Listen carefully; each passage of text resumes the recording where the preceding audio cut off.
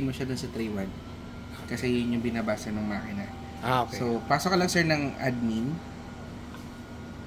Login. 5 1. 1, 2, 3, 4, 5. It's okay.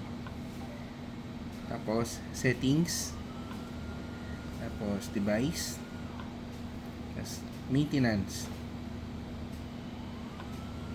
Pareho dun sa ano to yung pag-calibrate, di ba? Yes sir. Parehas. Yung sa alignment po. So, hanapin mo lang sa sir yung fuser cleaner. Tapos, clean with paper sir. Pel paper yun yung magaspang na ano. So, clean with paper lang para any type of paper. Tapos, select mo lang kung saan siya nakalagay na tray. Okay. Tapos, 5 sheet mo sir.